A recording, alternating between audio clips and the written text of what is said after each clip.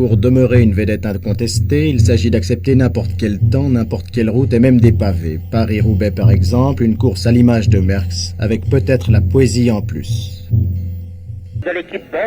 À nouveau ce visage réfléchi, M. Merckx songe peut-être à quelques-unes de ses défaites. Encore 5 minutes et l'on sera au seuil de ces 272 km. Cette fois, plus question de douter. Réunir ses forces, se concentrer, motiver ses troupes et aussi savoir compter sur la chance pour ne pas tomber, ne pas crever sur les pavés.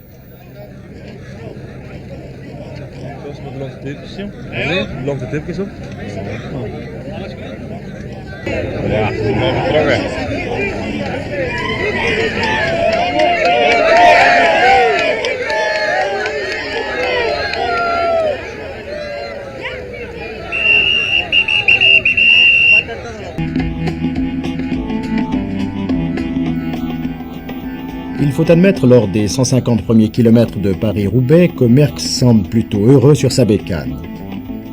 C'est sa vie après tout et puis ça lui réussit, avec ou sans aide de ses coéquipiers.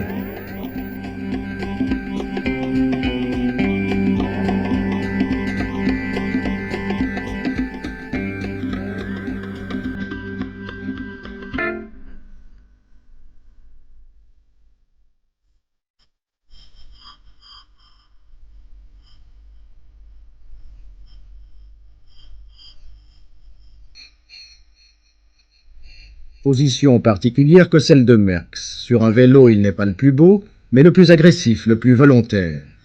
Dans le peloton, il joue au roi soleil, en solitaire, il ressemble à D'Artagnan.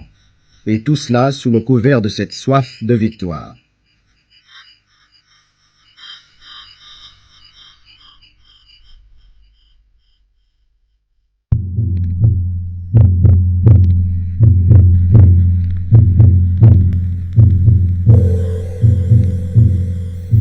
Tel est Paris-Roubaix, tel est Eddy Merckx. Ils sont faits l'un pour l'autre, disent les témoins.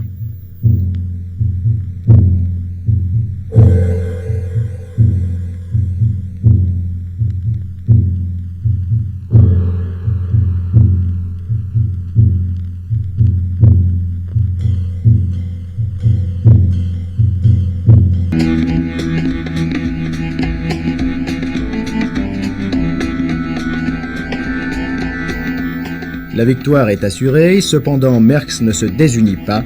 Merckx sans forcing, ce n'est plus Merckx.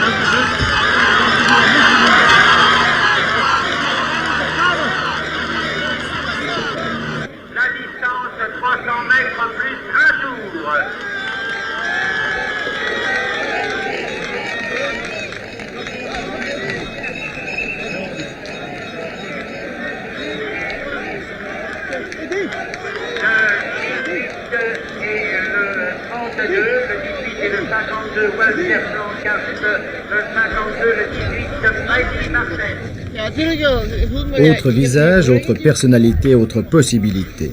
Inconnu malgré les 272 km reliant Paris et Roubaix.